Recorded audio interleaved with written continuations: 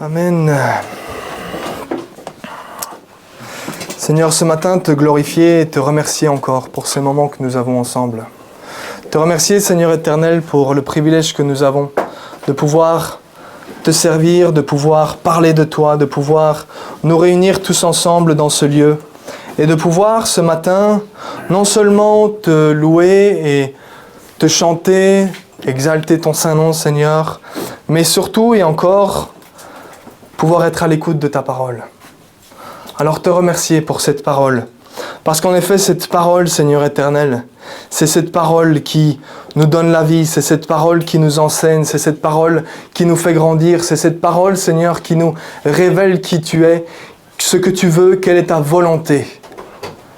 Et ce matin, Seigneur, chacun d'entre nous avons encore besoin d'apprendre de toi. Amen. Chacun d'entre nous avons encore besoin d'apprendre de toi, d'apprendre de ce que tu désires, d'apprendre de tout ce que tu nous annonces dans ta parole, Seigneur, afin de pouvoir grandir, afin de pouvoir te servir, afin, Seigneur, de pouvoir vivre comme toi, tu le désires, selon ta volonté. Alors merci Saint-Esprit pour ta présence, merci pour ton action et ta manifestation au travers de ta parole, parce que tu es fidèle et nous savons que tu parles au travers de ta parole, tu touches les cœurs, tu transformes les vies, Seigneur éternel, au travers de cette parole. Sois glorifié ce matin encore et merci Saint-Esprit pour ton aide, afin que cette parole, touche les cœurs. Merci Saint-Esprit pour ton action, ta manifestation, que nous ne te sentions pas, que nous ne te voyons pas, mais nous savons que tu touches, tu œuvres et tu parles. Sois glorifié, Seigneur éternel, ce matin encore, au nom de Jésus. Amen. Amen.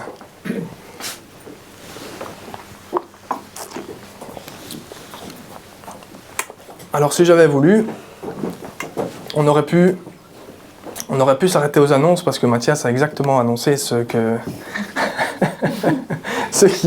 qui allait être dit aujourd'hui. Comme quoi l'Esprit fait bien les choses et le Seigneur fait bien les choses en dirigeant et en plaçant afin que nous apprenions de lui. Amen. Mathias a dit tout à l'heure que peu importe ce que nous avons pu vivre durant la semaine, nous sommes là aujourd'hui pour lui. Amen. Amen. Nous sommes ce matin présents pour Jésus. Amen. Et peu importe ce que nous avons pu vivre de bien, de moins bien, de plus agréable, de moins agréable, nous désirons non pas le servir et le louer et l'adorer non seulement pour ce qu'il a pu faire ou ce que nous n'avons pas pu voir qu'il a fait dans notre semaine, mais pour qui il est. Amen. Amen. Amen. Nous voulons le servir et le glorifier pour qui il est.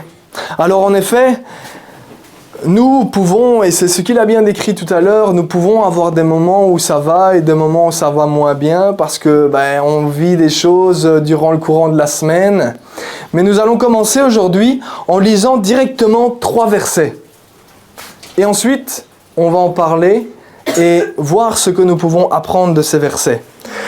Le premier verset que nous allons lire ensemble, il se trouve dans 2 Timothée, chapitre 2 et au verset 13.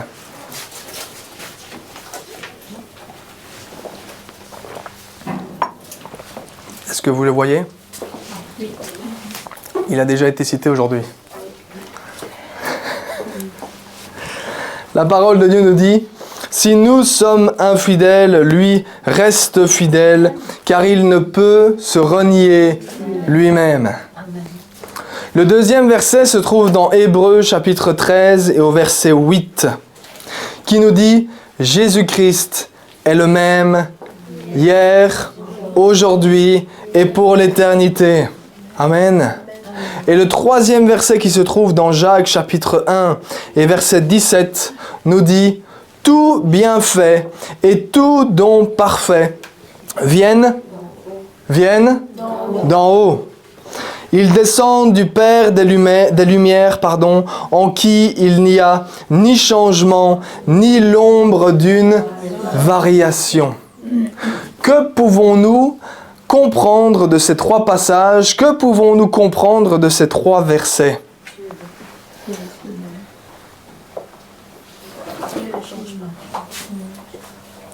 Que Dieu est tout à fait immuable. Que Dieu ne varie pas. Il n'y a pas une seule once de variation, une seule ombre, pardon, il n'y a ni changement ni ombre d'une variation en lui. Il est le même hier, aujourd'hui et éternellement. Amen. Il est le même hier, aujourd'hui et éternellement. Et lui ne bouge pas. Et il dit, et ça a été dit tout à l'heure, lui, il reste fidèle dans toutes les situations. Amen. Lui, c'est celui sur lequel nous pouvons compter en tout temps et en toute situation. Ce que nous voyons dans ces passages, c'est que Dieu ne se laisse influencer par rien ni personne. Il ne bouge pas, il est le même. Quand je dis il ne bouge pas, ça ne veut pas dire qu'il n'agit pas, hein, d'accord ? C'est pas ça que je suis en train de dire. Il agit, bien entendu, mais il ne change pas. Il reste le même, peu importe comment les choses peuvent fonctionner, il ne change pas, il reste le même hier, aujourd'hui et éternellement. Et c'est d'ailleurs un des faux... Comment est-ce qu'on peut dire ça ? Un des faux compliments que les pharisiens, les sadducéens vont donner à Jésus. Ils vont dire, mais toi, tu ne fais pas de favoritisme. Toi, tu n'as d'égard pour personne. Autrement dit, tu n'es influencé par personne. Nous voyons que tu agis toujours de la même manière et peu importe la personne qui se trouve en face de toi, tu agis de la même manière. Tu es le même. Alors eux, ils lui disaient ça avec des mauvaises intentions derrière parce qu'ils essayaient de manipuler, ils essayaient de trouver quelque chose pour le faire tomber, bien entendu. Mais il n'empêche que dans ce qu'ils vont dire à Jésus, ils vont dire exactement la vérité, c'est-à-dire ils vont constater et voir que Jésus ne change pas. Il ne change jamais. Et que peu importe la personne qui se trouvait en face de lui, il restait tout à fait immuable. Il ne faisait pas, et c'est d'ailleurs bien ce que la parole de Dieu nous dit, il ne fait pas de favoritisme. En Dieu, il n'y a pas de favoritisme. Amen.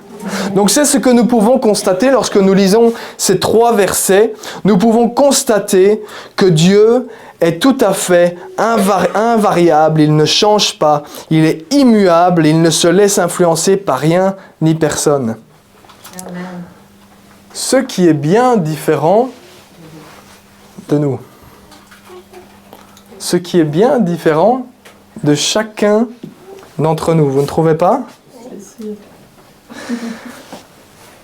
Nous sommes bien différents à cet égard de Dieu, c'est-à-dire que dans bien des situations, nous allons nous laisser, et je choisis bien le mot, c'est que nous allons nous laisser influencer par toutes sortes d'influences qui peuvent se trouver autour de nous. Dieu, lui, ne va à aucun moment se laisser influencer, mais lorsque lui est en contact avec quelqu'un, systématiquement, c'est l'autre qui est impacté dans sa vie. Et je choisis bien mes mots. Dieu ne va pas être influencé, mais systématiquement, lorsqu'il y a un contact avec quelqu'un, c'est l'autre personne qui est systématiquement impactée par Dieu et pas l'inverse. Nous, par contre, au contraire de Dieu, sommes bien variables et sommes bien changeants. Vous êtes d'accord avec moi ? Oui. Est-ce que c'est ce que vous avez pu constater aussi pour votre vie ? Oui ? Tout le monde est avec moi ? C'est en effet bien le contraire sur notre manière de pouvoir être influencé, que ce soit spirituellement, que ce soit dans notre âme, ou émotionnellement si vous voulez, ou que ce soit physiquement. Vous savez que nous sommes faits d'esprit, d'âme et corps. Et nous pouvons être influencés dans ces 3 milieux, dans ces 3 domaines, devrais-je dire, spirituellement, dans l'âme et dans le corps. Et aujourd'hui, c'est une des choses dont nous allons toucher et dont nous allons parler, c'est le fait de ces états d'âme, de ces principes de variation en fonction des situations. Comme je le disais juste avant, nous pouvons et nous allons, de moins en moins en grandissant, mais nous allons en général, avant même de connaître Christ, mais dans notre fonctionnement, nous allons être pouvoir être, je vais le dire comme ça, nous allons pouvoir être influencés par les circonstances, influencés par ceux qui se trouvent autour de nous, influencés par notre chair, influencés par l'ennemi, influencés par tout ce que nous pouvons vivre, que ce soit dans notre corps. Vous avez une idée de ce qu'on peut vivre dans son corps? Qu'on peut être influencé? Quand on est fatigué dans son corps. Quand on dit « Ah, je suis malade ». Et qu'on croit qu'on croit dans cette maladie, dans ces symptômes qui s'installent, eh bien nous allons être influencés dans notre manière de penser par ce que nous vivons dans notre corps. Vous n'êtes pas pareil? Vous n'allez pas être parfois influencé par ce que vous pouvez vivre dans votre corps. Si vous avez travaillé toute la journée et que vous êtes fatigué en fin de journée, ben vous n'allez peut-être pas agir de la même manière que quand vous vous êtes levé. Ou parlons d'un autre cas. Si je me lève du... Comment est-ce qu'on dit? Du pied gauche. Du pied gauche ou du pied droit? Je ne sais jamais. On se lève du pied gauche et puis d'un coup on fait... Et je me lève et je suis déjà fatigué et j'en ai déjà marre et ça ne va pas et j'ai pas envie d'être dans cette journée et les choses ne vont pas bien, etc., etc., etc. Ça fait 5 jours de suite que je travaille et j'ai mal partout et j'en peux plus et je suis fatigué et j'y arrive pas. D'accord ? Mais également, que ce soit dans notre âme également, nous pouvons avoir ces genres d'état d'âme, d'accord ? En fonction de nos pensées, de notre sensibilité, de ce que nous allons vivre dans nos émotions, qu'on va pouvoir se décourager, où on va être en contact avec quelqu'un où on va se sentir oh, ça va pas. Ou l'inverse, hein, ça peut être l'inverse aussi. Hein. D'un coup, on va se sentir euphorique, et ça vient comme ça, et puis ça redescend tout aussi abruptement. Et puis on va dire, bon aujourd'hui ça va, et puis demain, sans trop de raison, bon, ça va pas. Et puis on va se laisser influencer par toutes ces choses. Et également, que ce soit spirituellement, où là, l'ennemi peut également influencer nos pensées, influencer notre fonctionnement, influencer notre état d'esprit. Et c'est principalement ces états d'âme. Chacun d'entre nous sommes influençables parce que nous avons ce corps charnel et cette âme qui a eu l'habitude d'être sous la tutelle, sous la domination de cette chair. Et à cause de ça, eh bien, elle a l'habitude d'être soumise aux désirs de la chair, et elle a l'habitude de dire, eh bien, ah oui, ça va pas aujourd'hui, je suis pas bien. Et que ce soit les hommes ou que ce soit les femmes, eh bien, on va avoir, il y a aussi physiquement, il y a les hormones qui vont fonctionner, et puis les hormones qui vont descendre, et puis qui vont remonter, et puis etc., etc. Chacun d'entre nous pouvons vivre des situations, et même par rapport aux situations auxquelles nous allons être confrontés. Ben oui, aujourd'hui, j'ai eu telle chose avec ma voiture, et ça va pas. Alors oui, dans les faits, on est d'accord, il y a quelque chose qui ne va pas. Mais est-ce que c'est pour ça qu'on doit traîner la patte non-stop en disant « mais ça ne va pas, et franchement, j'ai pas envie de venir parce que ça ne va pas aujourd'hui ». Vous savez, on se lève et puis on dit « on va au travail » et puis on fait « aujourd'hui, j'ai vraiment pas envie d'y aller ».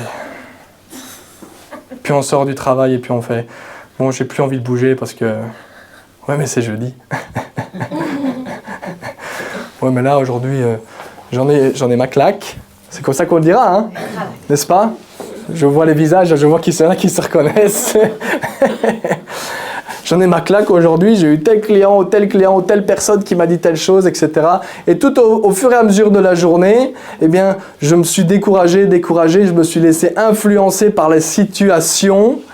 Je me suis laissé surmonter par les situations. Et à la fin de la journée, j'arrive en disant « non, ça va plus, j'y arrive plus.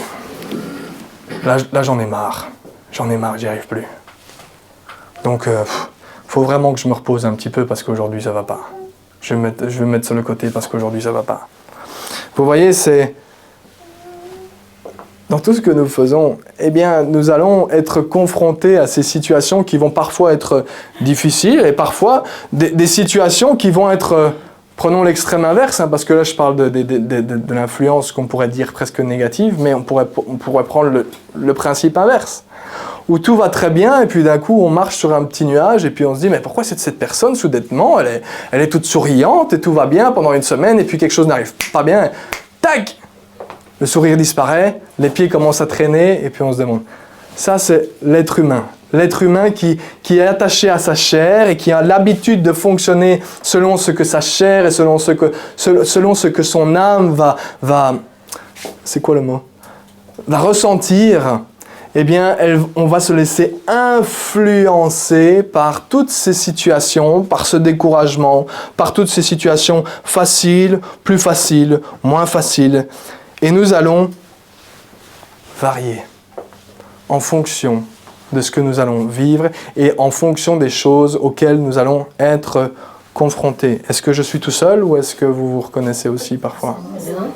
Je suis tout seul.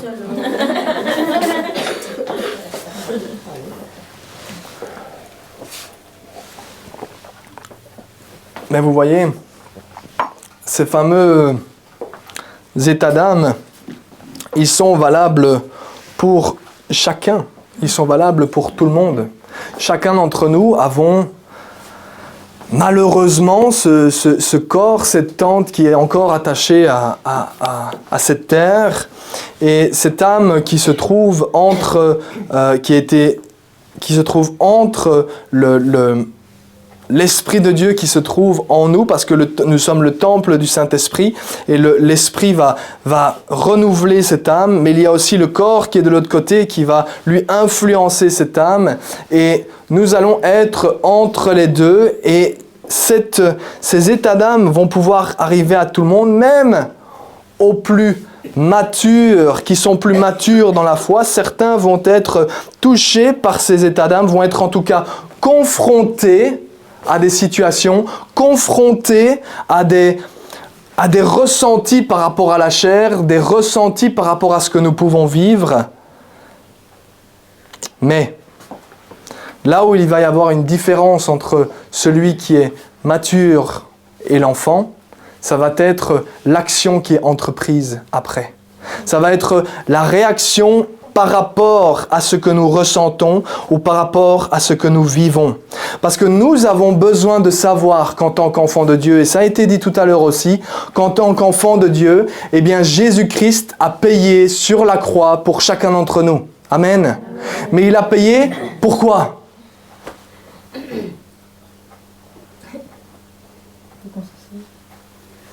Pour qu'on soit sauvé, ok. Sauvé de quoi?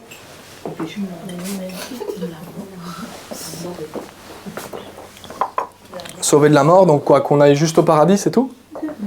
Je vais te dire comme ça, mais comprenez ce que je veux dire. Donc Jésus-Christ est mort sur la croix juste pour que on tienne le coup pendant 10, 20, 30, 40, 50, 60, 70 années ou 80 années pour les plus jeunes. On tienne le coup jusque-là en essayant tout ce qu'on peut et puis, oh la libération, c'est bon maintenant, on est tranquille. Est-ce que c'est comme ça que nous voyons les choses? Est-ce que c'est comme ça? C'est oh, je tiens bon jusqu'au moment où il revient. Ou je tiens bon jusqu'au moment où enfin je serai libéré de ce corps. Mais non. Jésus-Christ est mort sur la croix, bien entendu, pour nous sauver, pour nous laver de nos péchés, pour que nous soyons pardonnés, pour que nous soyons réconciliés avec le Père. Mais ce qu'il a écrasé, c'est la domination du péché sur nous. Est-ce que vous me suivez? Il a écrasé la domination du péché sur nous. Il n'a pas supprimé l'entièreté du péché qui se trouvait sur nous, d'accord? Ou en tout cas l'influence du péché sur nous. Notre corps charnel est, lui, encore toujours attaché à son ancienne nature, d'accord? Mais en attendant, par le prix qu'il a payé, il a écrasé la domination du péché sur chacun d'entre nous. Ce qui veut dire que, en tant qu'enfant de Dieu, parce que Christ a effacé cette domination, nous sommes capables de dominer. Si avant le dominateur c'était le péché, le changement d'autorité ça a été fait. Et donc, il nous a rendus capables, par le prix qu'il a payé, il nous a rendus capables, nous, de pouvoir effectivement résister, mais donc de dominer, et donc de changer, d'être renouvelés, d'être transformés, afin de ne plus être soumis à ces états d'âme, afin de ne plus être soumis à ces variations. C'est un point tellement important. Pourquoi est-ce que j'insiste là-dessus? Mais parce que si on ne sait pas ces choses-là, si on ne sait pas que Christ a payé, on va rester dedans. Si on ne sait pas, j'invente, si on ne sait pas qu'au travers de Jésus-Christ, nous pouvons prier pour les malades et que les malades seront guéris, et que nous ne croyons pas cette chose-là, que nous ne croyons pas que Jésus est mort pour nos maladies, également pour porter nos maladies, eh bien nous allons dire, ben je suis malade et alors? On va dire, ben je suis malade et qu'est-ce que je peux y faire? Par contre, si nous savons que Jésus-Christ a payé le prix pour nos maladies, pour nos meurtrissures, et pour que nous ne soyons plus malades, alors à ce moment-là, nous pouvons dire, si la maladie se présente, nous pouvons dire, attends. Si la maladie se présente, Jésus l'a payé pour ça. Donc elle ne doit pas rester. Elle n'est pas supposée rester. Vous êtes avec moi? Amen. Elle n'est pas supposée rester. Donc il en est de même pour ces fameux états d'âme, pour ces fameuses variations. Et comme je le disais, ça peut arriver à l'enfant en Christ, aux jeunes en Christ, aux jeunes dans la foi, comme aux matures dans la foi, chacun d'entre nous, parce que nous vivons des situations diverses et variées, des situations qui sont parfois plus faciles, parfois moins faciles. Nous allons être confrontés à ces influences. Mais là où il va y avoir une différence, eh bien, c'est dans la manière d'agir par rapport à ces influences. Vous voyez, c'est comme le bébé et l'adulte. Est-ce que quand on devient adulte, est-ce qu'on a encore des problèmes ou pas? Ou est-ce qu'on vit que des situations difficiles quand on est bébé? Vous avez déjà vu un bébé qui pleure parce qu'il a faim? Qu'est-ce qu'il peut y faire? Qu'est-ce qu'il peut y faire le bébé quand il a faim? Il pleure. Il pleure, et il pleure, et il pleure, jusqu'à ce qu'on vienne lui donner à manger. Et l'adulte, quand il a faim, il fait quoi? C'est un problème aussi. Parfois, on peut avoir faim. Qu'est-ce qu'il va faire, l'adulte? Eh bien, il va aller dans sa cuisine, il va se faire à manger, il va se servir comme un grand. C'est là la différence, dans la réaction. La réaction par rapport au problème, qu'on soit un bébé ou qu'on soit un adulte. Bon, il y a des moments où on a faim. Il y en a que c'est compliqué parfois quand on a faim. D'accord? Il y en a déjà qui ont eu faim? J'en sais rien parce qu'on vit dans un pays où on a plus faim. Donc, donc est-ce qu'il y en a déjà eu qui ont déjà eu faim? Oui. Vous aussi, vous avez déjà eu faim. Vous savez ce que c'est. C'est embêtant quand on a faim. Encore plus, en plus, si vous êtes au travail et que vous attendez 1 heure pour votre pause pour aller manger, vous dites, oui, mais j'ai faim. N'est-ce pas? Mais j'ai faim. Mais c'est quoi la différence de réaction entre l'enfant et l'adulte? Mais l'enfant, il fait, j'ai faim. Et l'adulte, il dit, mais moi j'ai un problème, je suis confronté au même problème que l'enfant, mais ma réaction est différente. Je sais que je suis capable, j'ai de la nourriture dans mon frigo, et je sais que je suis capable d'aller chercher cette nourriture et de faire à manger pour régler le problème. On est d'accord? Ouais. Donc c'est bien la même chose dans ce que les difficultés auxquelles nous pouvons faire face en tant qu'enfants de Dieu, en tant que chrétiens, nous pouvons faire face à certaines circonstances compliquées, difficiles, et l'enfant va se laisser avoir, il va être confronté à ces situations et il va varier parce qu'il ne sait pas comment résoudre le problème. Par contre, celui qui est mature a appris comment résoudre le problème et il va le résoudre à un moment donné ou à un autre. Et ce que nous avons besoin de savoir, c'est que Dieu est fidèle, que Dieu est immuable et qu'il ne change pas. Amen. C'est ce que nous avons lu ensemble. Il ne change pas, il ne bouge pas, il n'est pas influencé par qui que ce soit. Et c'est l'exemple que Jésus-Christ a montré lorsqu'il était sur terre. C'est bien ce qu'on a compris ensemble. Que Jésus-Christ était comme ça. Les hommes ont constaté qu'il ne faisait pas preuve de favoritisme. Eh bien, Jésus-Christ nous dit, suivez mon exemple. Jésus-Christ nous dit, suivez mon exemple. Autrement dit, tout autant que je suis fidèle dans les situations et tout autant que je ne varie pas en fonction des circonstances, eh bien, faites de même. Faites de même. Arrêtez de varier en fonction des situations. Il dira que votre oui soit oui et que votre non soit non. Autrement dit, c'est comme ça ou c'est comme ça. C'est comme ça, et quand on le dit, ben on le fait. On fait ce qu'on dit et on dit ce qu'on fait. D'accord ? C'est ce principe de ne pas varier. Si je dis que je vais le faire, ben ok, je vais aller jusqu'au bout de ce que j'ai dit et je vais le faire. Et c'est bien ce que Jésus nous a enseigné, et c'est bien dans cette direction qu'il nous montre. Voilà l'exemple que je montre, dit-il, maintenant, faites de même. Ne variez pas en fonction des circonstances. Amen. Donc voilà ce que le Seigneur nous montre. Le Seigneur nous montre une direction et une manière d'agir. Il dit, moi je suis fidèle. Moi, vous pouvez constamment compter sur moi, parce que je ne varie pas, je ne change pas. Et mes enfants vont grandir à l'image du Père. Cela veut dire que les enfants vont grandir dans l'apprentissage de comment agit le Père. Ok, le Père agit comme cela. Eh bien, je veux ressembler au Père, je veux ressembler à mon Maître. Eh bien, je vais commencer à agir comme lui. Et à varier de moins en moins, en apprenant de lui. Donc la question que nous pouvons nous poser aujourd'hui, c'est comment régler ce problème de ces fameux états d'âme, comment régler le problème de ces variations qui peuvent arriver.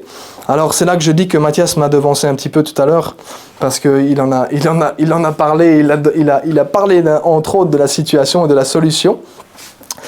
Mais nous allons voir ces 3 points ensemble.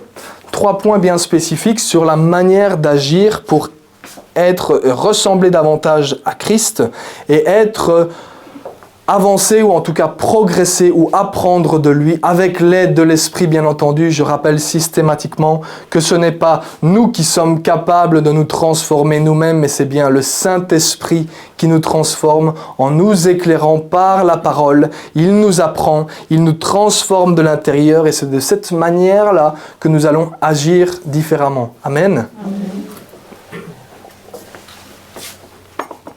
C'est pour cela qu'il est dit de marcher par l'Esprit, parce que nous savons que l'enfant de Dieu, il a été renouvelé par l'Esprit, il est né de nouveau par l'Esprit, donc sa nouvelle nature va être mise en pratique, elle va être rénovée, sa nouvelle nature va être mise en place avec l'aide de l'Esprit et par l'Esprit Saint, pas par nos propres forces.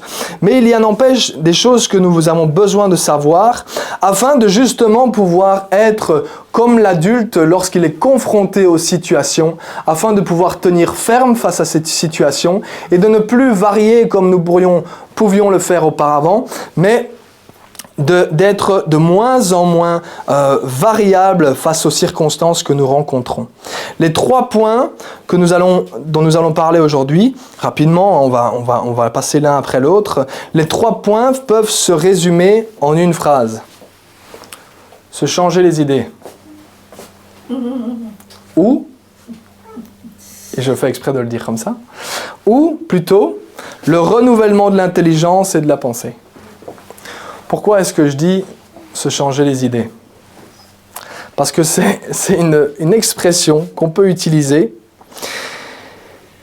Et il faut savoir que le monde a lui aussi bien cerné le problème dans son fonctionnement. Il a bien cerné le problème et il a bien compris qu'effectivement, par exemple, quand vous voyez un sportif, ils ont bien compris qu'il y a des moments où ils ont envie et des moments où ils ont moins, des moments où ils ont envie et des moments où ils ont moins envie, des moments où ils veulent et des moments où ils veulent pas. D'accord ? Et le problème, c'est que le monde va offrir des solutions qui sont des solutions du monde. C'est-à-dire qu'effectivement, et c'est pour ça que je l'ai dit de cette manière-là, c'est-à-dire qu'ils vont dire « Mais t'es pas bien aujourd'hui, mais va te changer les idées. »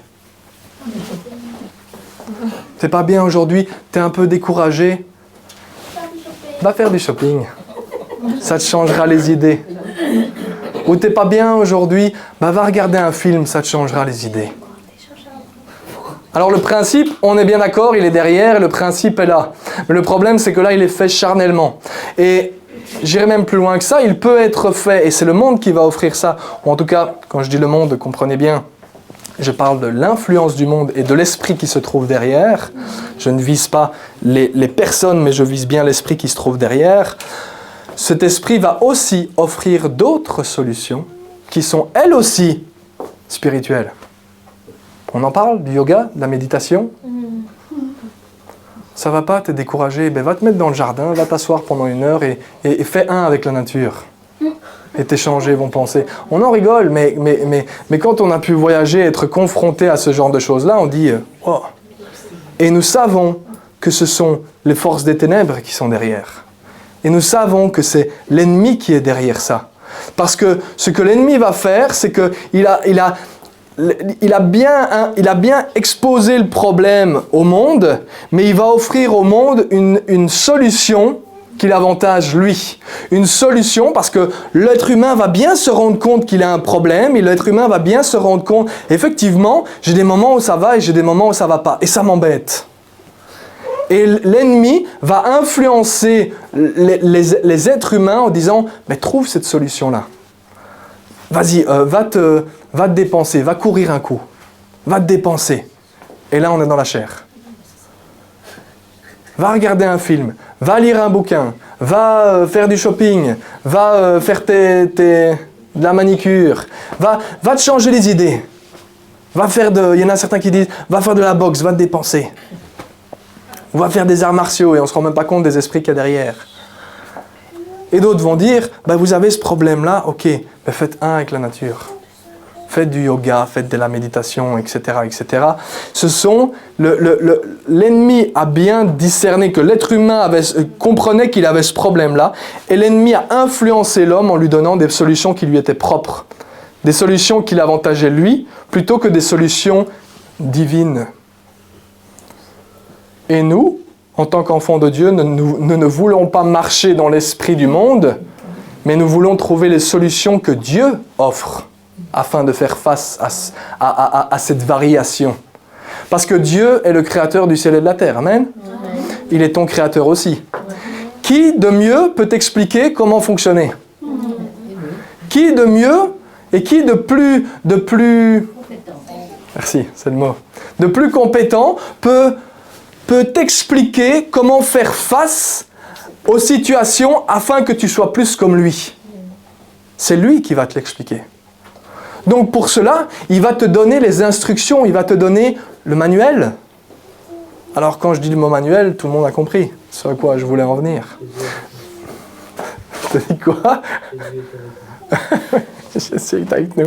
Mais de fait, et ce principe, et c'est pour ça que je dis bien, je fais exprès de dire se changer les idées, parce qu'effectivement le principe est là. Le principe est là.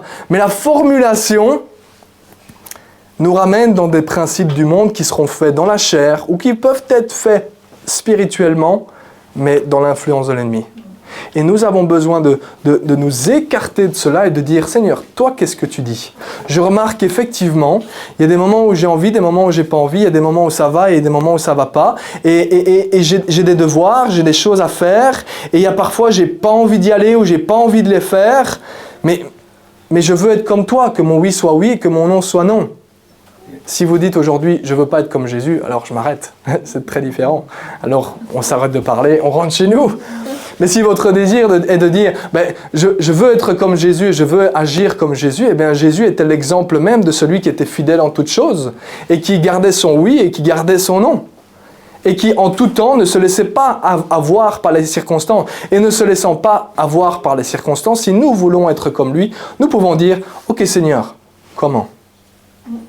Comment puis-je » J'ai remarqué par rapport à moi-même qu'il y avait ces moments où je n'arrivais peut-être pas à garder ma parole. J'ai remarqué qu'il y avait ces moments où je voulais être présent, mais il y a quelque chose en moi qui fait que je ne sais pas pourquoi. D'habitude, j'ai envie, mais là, je n'ai pas envie et je ne sais pas comment résoudre ce problème.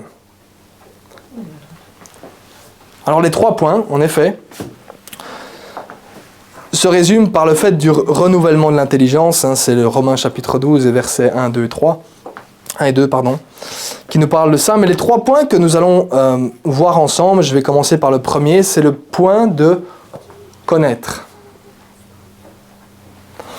Le point de connaître. Alors vous me dites, mais connaître quoi? Connaître qui? La parole de Dieu nous dit, et c'est l'Éternel qui parle au travers du prophète Osée, et il dit, mon peuple meurt faute de connaissance de quoi?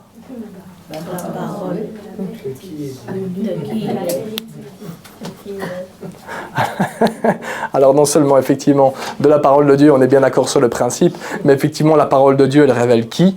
Elle révèle Dieu. Elle révèle qui est Dieu. Elle révèle qui est Dieu, mais pas seulement, elle révèle tout un tas de choses sur non seulement qui est Dieu, mais parce que Dieu est ainsi, voilà ce que nous sommes également. Et voilà ce que Dieu a fait, et voilà qui il est. C'est toutes ces choses que la parole de Dieu va mettre en avant, elle va clairement démontrer ce qui est de l'Esprit de Dieu. Elle va clairement mettre en avant ce que Dieu veut révéler à l'humanité afin de pouvoir faire face aux situations. Et c'est là où le premier point, c'est de connaître. Premièrement, de reconnaître qu'il y a un problème. Si nous sommes parfaitement, comme je viens de le dire juste avant, mais comme nous sommes parfaitement d'accord avec le fait que nous varions et que nous ne tenons pas parole, ben on s'arrête là, clairement. Si nous sommes d'accord avec le fait que mon oui n'est pas oui et mon non n'est pas non, mais j'ai pas de problème avec ça, ok, ben t'as pas de problème alors, pour toi. Ben le Seigneur dit, il y a un problème. Le problème de notre humanité, le problème de notre chair. Et donc le premier point, c'est de reconnaître effectivement qu'il y a ce problème. Ou en tout cas, cette chair qui est agissante sur chacun d'entre nous. Dans le point de connaître, c'est effectivement, savoir qui est Dieu. Et ce qu'il a fait pour nous. Si, encore une fois, comme je l'ai dit tout à l'heure, si nous ne pensons pas que Dieu peut changer les choses en nous-mêmes, arrêtons-nous là. Si nous ne croyons pas que Jésus-Christ a payé pour que nous ne soyons pas dominés par le péché, mais que nous pouvons dire, bah oui, il est mort pour que je vive l'éternité avec lui, mais aujourd'hui, il ne sait pas faire grand-chose, ben on s'arrête là. Parce que de fait, si tu crois qu'il ne sait rien régler dans ta vie et qu'il va pas savoir t'aider et qu'il n'a rien à t'enseigner, ben tu peux t'arrêter là, clairement. Donc le premier point, c'est le fait de connaître et de savoir qui est Dieu. Nous le chantons très souvent, n'est-ce pas? Je suis enfant d'un grand Dieu. Je suis enfant d'un grand Dieu. Mais ce grand Dieu, il est agissant dans ta vie ou tu dois attendre d'être auprès de lui au paradis pour qu'il soit finalement puissant? Ou est-ce qu'il peut être puissant maintenant? Il peut être puissant maintenant. Merci Viviane. C'est la réponse la plus honnête que je peux avoir. Merci Viviane. De fait,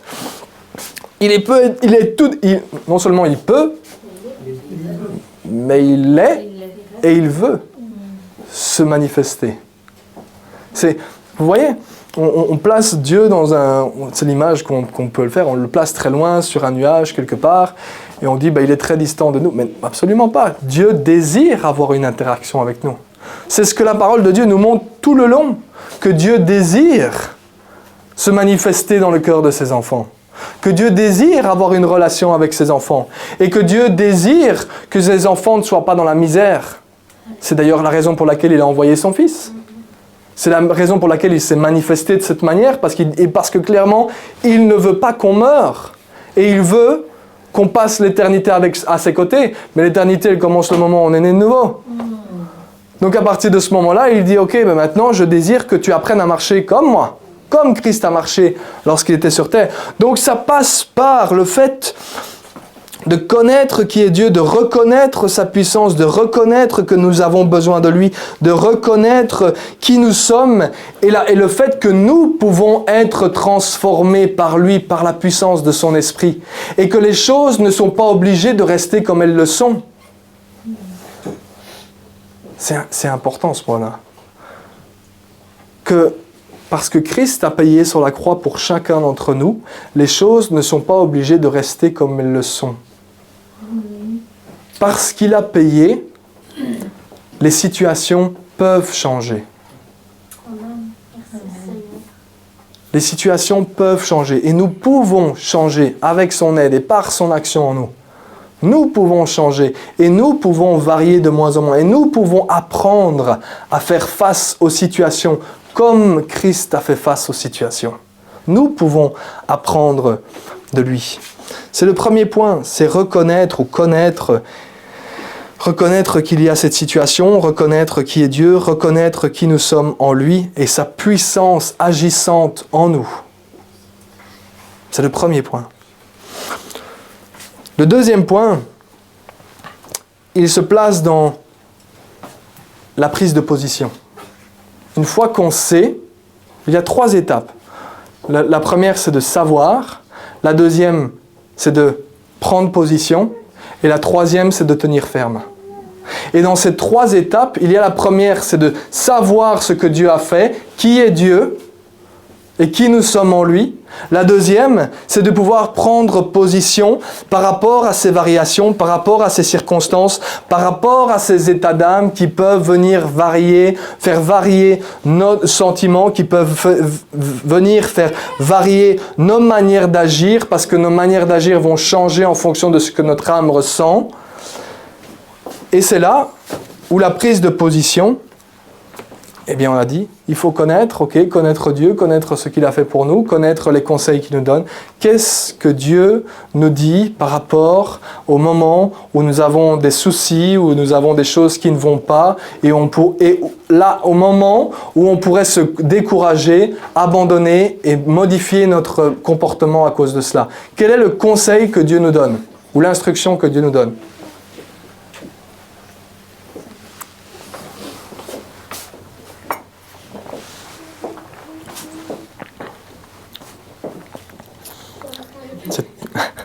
Vous n'avez pas compris ma question ? Non.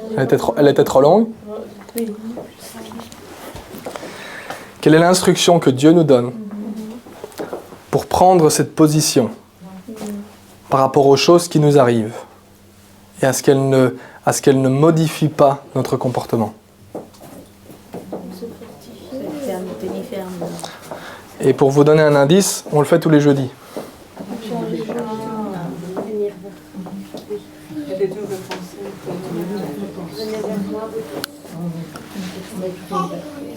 Quoi, Eliam ? Priez pour lui. Priez pour lui. Ah. La position que nous prenons, c'est en effet, la parole de Dieu nous dit de nous décharger tous nos soucis parce qu'il prend soin de nous. Elle nous dit également de rendre nos pensées captives. Vous voyez le renouvellement de la pensée, on revient sur le principe de la pensée. Rendre nos pensées captives. Pourquoi ? Parce que le moment où nous varions à cause de cet état d'âme, c'est parce qu'il y a une pensée qui est là. Il y a une pensée qui est problématique. Il y a une pensée qui exerce une influence sur nous. Et la pensée, ça peut être « Oh, je suis fatigué aujourd'hui. Oh, aujourd'hui, j'ai pas envie. Ou aujourd'hui, je suis pas bien. Ou aujourd'hui, tu as vu la situation. Ouais, mais tu as vu ce qu'il m'a fait, donc j'ai pas envie. » Et la prise de position, c'est de pouvoir se décharger de tout ce que nous avons pu vivre et de rendre nos pensées captives à l'obéissance de Jésus-Christ afin que nos pensées ne soient plus soumises à ce que nous avons ressenti, mais à ce que nos pensées soient soumises à ce que Dieu dit. Et Dieu dit que ton oui soit oui, que ton non soit non. Dieu dit, vas-y, fais-moi confiance, place ta confiance en moi et vas-y, avance. Ne modifie pas ta manière d'agir parce que tu as ressenti quelque chose, mais continue d'agir et continue de mettre en place et de respecter la parole que tu as donnée. Le fait c'est impératif de pouvoir en fait sortir cette pensée, de pouvoir la dégager, de pouvoir la déplacer. Mais la troisième étape qui est tout aussi importante, c'est de pouvoir la remplacer. Parce que si nous vidons une maison, Jésus nous dira que si un esprit impur est sorti d'une maison, mais s'il va revenir vers la maison, s'il la trouve vide, il va revenir 7 fois plus fort avec cet autre. Donc le principe, ça va être de non seulement pouvoir sortir les pensées, pouvoir sortir le fonctionnement qui ne va pas, mais de pouvoir le remplacer par la pensée de Christ, la pensée de Dieu. De pouvoir la remplacer avec ce que Dieu dit. Et ce principe-là, on l'a d'ailleurs lu jeudi passé dans Philippiens au chapitre 4.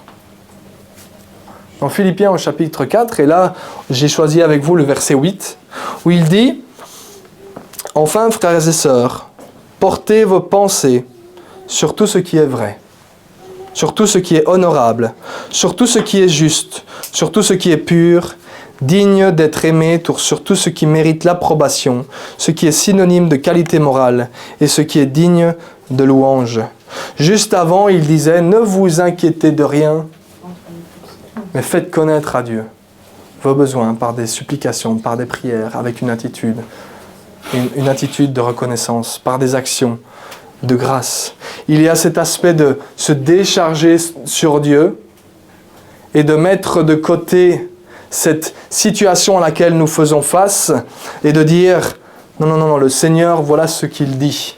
Voilà ce sur quoi je veux me focaliser. » Voilà les 3 points.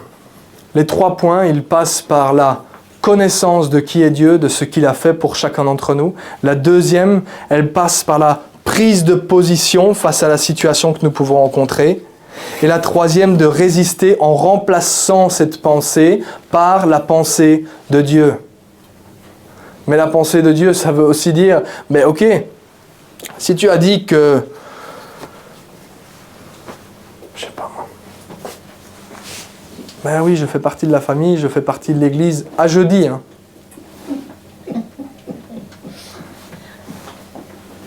Vous me dites à jeudi, je vous attends jeudi. Hein.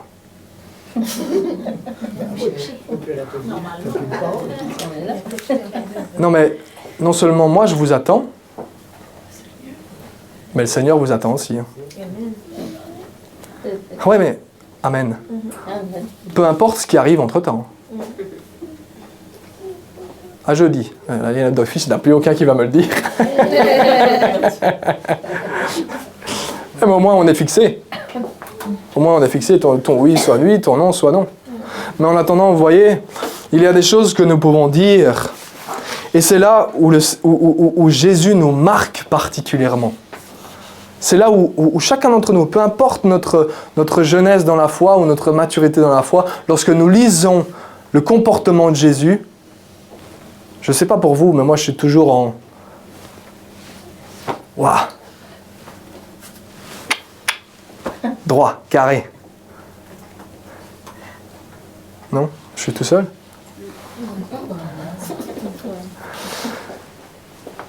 Parce que vous voyez, on peut dire, oui, je veux devenir disciple, je veux suivre mon Seigneur. On peut le chanter, on peut le dire. Ronnie, tu saurais me remettre le premier chant, s'il te plaît?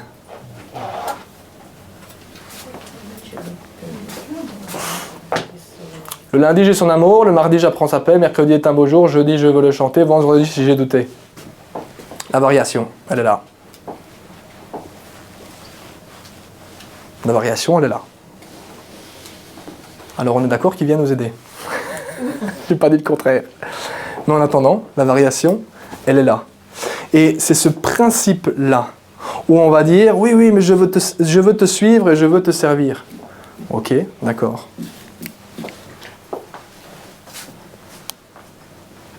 D'accord. Donc à jeudi. Mathias, ça jeudi, hein.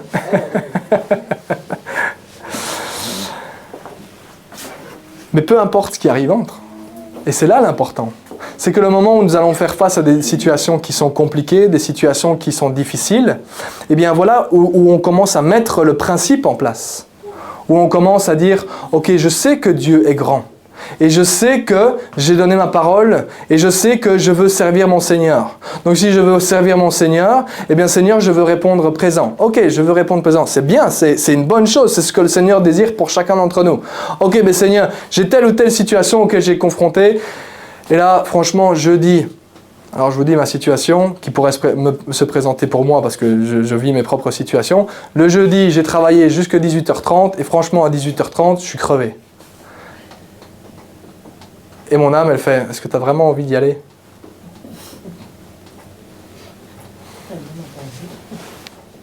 Envie ou pas envie? Je dis à mon âme, bénis l'Éternel, ô mon âme. Bénis l'Éternel, ô mon âme. C'est la domination. C'est plus mon âme qui domine ou mes sentiments qui vont dominer. C'est moi qui vais lui dire, attends. C'est ma responsabilité. C'est mon désir d'aller prier avec mes frères et sœurs. Et j'ai ce désir parce que je sais que c'est la vérité dans mon cœur. Honnêtement, j'ai ce désir de prier avec mes frères et sœurs, d'être présent avec mes frères et sœurs. J'ai ce désir et je sais que je l'ai. Pourquoi est-ce que le jeudi, c'est ça la question, c'est pourquoi est-ce que le jeudi à 18h30, soudainement, j'ai plus envie? Il y a eu une variation. Et là, je dis, non, c'est mon âme qui parle. Je dis, non, attends. Jésus-Christ a payé pour que je ne sois plus dominé par ce que je ressens, mais que ce soit lui le maître. Et Seigneur, je veux faire ce que toi tu veux. Et je sais que tu veux que je sois avec mes frères et sœurs le jeudi soir en réunion de prière. Alors, coûte que coûte, Seigneur, je serai là. Peu importe si je le sens bien, peu importe si je le sens pas bien, Seigneur, je serai là. Pourquoi? Parce que je suis obligé d'être là? Mais non, pas parce que je suis obligé d'être là. Parce que je t'aime, Seigneur. Parce que je t'aime, Seigneur, et que je veux te servir. C'est ça le cœur derrière. Mais vous voyez, on a des situations, je crois que je vous l'avais déjà expliqué, ce genre de situation où j'ai vécu une fois, je vous avais déjà expliqué cette histoire-là, mais elle correspond bien à ce qui est expliqué aujourd'hui. Une fois, j'étais aux États-Unis et je devais retourner en Belgique. Et j'étais heureux aux États-Unis, mais j'étais heureux de pouvoir rentrer en Belgique aussi, voir ma famille. Et je ne sais pas pourquoi, la veille du départ, alors que tout allait bien, d'un coup, ça n'allait pas. D'un coup, les choses n'allaient pas. Je ne savais pas ce qui se passait en moi, mais il y avait quelque chose qui n'allait pas. J'étais pas bien, j'avais peur, et je ne savais pas pourquoi j'avais peur. Et j'avais peur de partir, et je dis, je ne sais pas ce qui arrive, je ne sais pas ce qui va se passer, mais j'ai peur. Et la manière de pouvoir, alors à l'époque j'étais jeune dans la foi et ce principe-là je ne le connaissais pas pleinement encore, mais le Seigneur a pu m'aider dans cette situation en mettant en pratique cette chose d'une certaine manière. C'est-à-dire que la seule solution que j'ai trouvée, c'est d'ouvrir la Bible et de commencer à lire. Et je ne sais plus quelle partie j'ai lue, je ne sais plus si c'était un des psaumes ou si c'était le prophète Ésaïe. J'avais en tête le prophète Ésaïe, mais je ne sais plus quelle partie. Et je me souviens que j'ai commencé à lire. Et au fur et à mesure que je lisais, à un certain moment, tac, ça avait disparu. Qu'est-ce qui s'est passé? Eh bien, l'état d'âme a été dominé et je l'ai remplacé par la pensée de Dieu. Et c'est là où rentre l'enseignement, et Mathias en a parlé un petit peu tout à l'heure, l'enseignement de la proclamation et de la déclaration de ce que nous vivons. L'histoire du « bénis Dieu, ô mon âme ». Nous prenons autorité sur notre être, nous prenons autorité, nous utilisons l'autorité que le Seigneur nous a donnée sur notre chair et sur notre âme en disant « c'est pas toi qui décides, c'est moi qui décide ». Alors tu vas bénir l'Éternel, ô mon âme. Et en pouvant utiliser la parole de Dieu de cette manière-là, eh bien j'ai pu, sans le savoir à ce moment-là bien entendu, j'ai pu proclamer cette paix sur ma vie. Et au travers de cela, les choses ont pu se remettre en place. J'ai modifié ma manière de penser en retirant ce qui n'allait pas, en retirant cet état d'âme et en la remplaçant par la pensée de Dieu. D'accord ? Et c'est là où il y a cet aspect de nous avons besoin de faire attention de ce qui sort de nos bouches. Parce que le moment où on dit « Ah, je sens que je vais être malade », j'ouvre une parenthèse, hein, d'accord ? C'est une parenthèse sur ce point-là. Mais « Oh, je sens que je vais être malade », ben, il sera fait selon ta foi.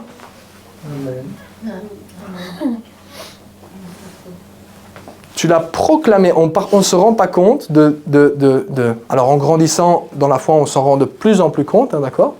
Mais c'est vrai, parce que je sais que moi, quand j'étais plus jeune, ben, je faisais l'erreur aussi.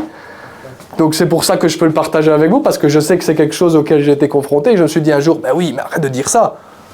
Allez, qu'est-ce qui sort de ta bouche ? Pourquoi ? Parce que il y a le pouvoir de mort et de vie dans le pouvoir de la langue. Donc on va dire, ah, je sens que je vais être malade. Eh ben voilà, t'as ouvert la porte.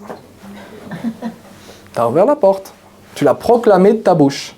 T'as proclamé à ton âme et à ton corps, ben, je sens que je vais être malade, ça va pas aller. Que si tu connais, que tu sais qui est Dieu et que tu sais que Christ a payé pour tes maladies, ta prise de position est bien différente. Tu dis, ouais, attends, je ressens telle chose ou telle chose ne va pas. Non, non, non, non, non, non, non. Je refuse ça, je ne suis pas d'accord avec ça. Seigneur, tu m'as guéri. Seigneur, par tes meurtrissures, je suis guéri. Et je ne suis pas malade. Je refuse cette maladie au nom de Jésus. Vous voyez, c'est ce qui sort de notre bouche.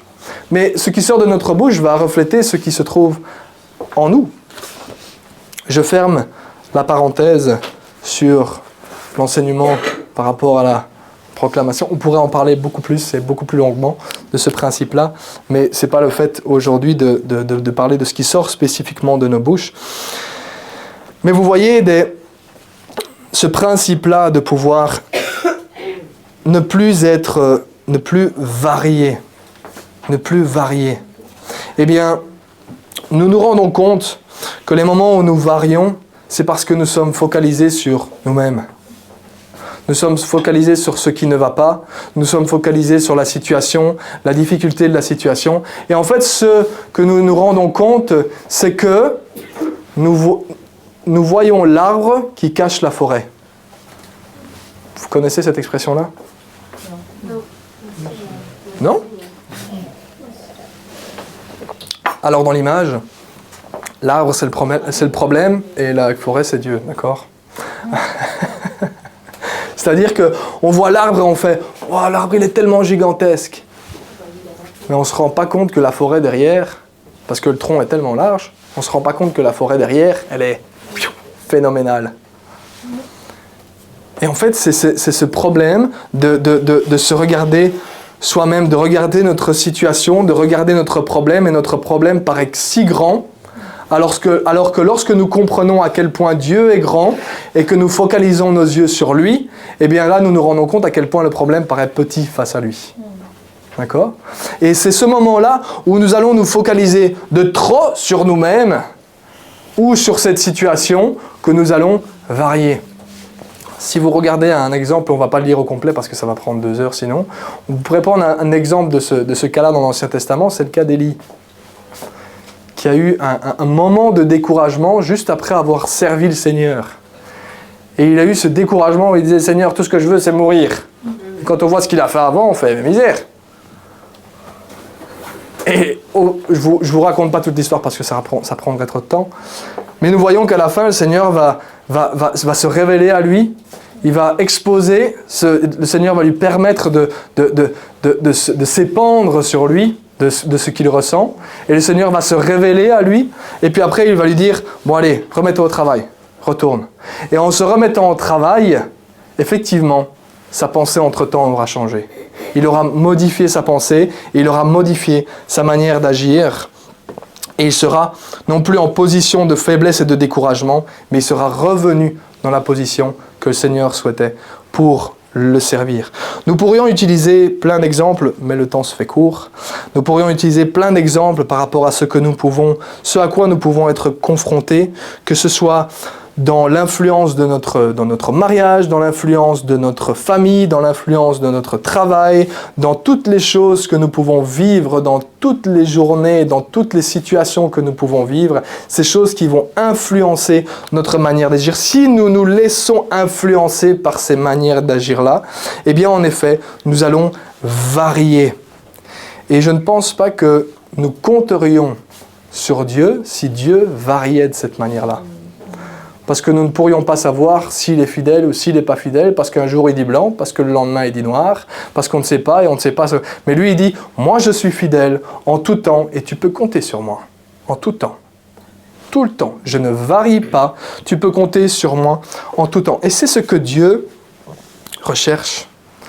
Ça a été dit tout à l'heure, des adorateurs en esprit et en vérité, des personnes qui vont être vérité, des personnes qui vont suivre ce que l'esprit désire pour leur vie. Et c'est le principe du travailleur et du disciple, c'est le principe du travailleur, du bon travailleur et du bon serviteur, peu importe comment vous le désirez le nommer. Le principe du bon travailleur, c'est pas celui qui fait toujours, à tout le temps, un excellent travail. Mais c'est celui qui répond fidèlement présent tout le temps. Le bon travailleur, vous pouvez avoir un très bon travailleur qui de temps en temps va faire une erreur. Parce que c'est un être humain et ça lui arrive de faire une erreur. Mais par contre, celui que je considère comme un bon travailleur, c'est celui qui est toujours là, à l'heure, au travail, coûte que coûte, peu importe ce qui lui arrive. Il répond présent en toutes circonstances et il est toujours, parce qu'il a signé ce fameux contrat et qu'il a dit « je serai là de telle heure à telle heure et je travaillerai », eh bien c'est ça que le Seigneur désire pour chacun d'entre nous, que nous lui ressemblions, que nous progressions et que nous apprenions plutôt de lui au travers de l'action du Saint-Esprit en nous, au travers de l'apprentissage que nous pouvons avoir de lui. Eh bien le Saint-Esprit va nous enseigner à pouvoir être comme lui et à pouvoir faire face à ces situations en mettant ces choses en place et en renouvelant nos pensées, en soumettant notre pensée à ce que Dieu veut afin de lui ressembler. Amen. Seigneur éternel, te remercier pour ces moments et te remercier pour ta bienveillance et pour ta grâce, Seigneur éternel.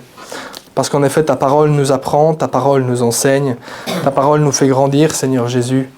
Et ce matin encore, eh bien Seigneur, tu nous apprends tout simplement à faire face à ce que nous pouvons vivre et tu nous apprends à vivre la vraie vie en toi, Seigneur. Celle où nous pouvons compter sur toi en tout temps. Alors sois glorifié au nom précieux de Jésus-Christ. Amen. Soyez bénis.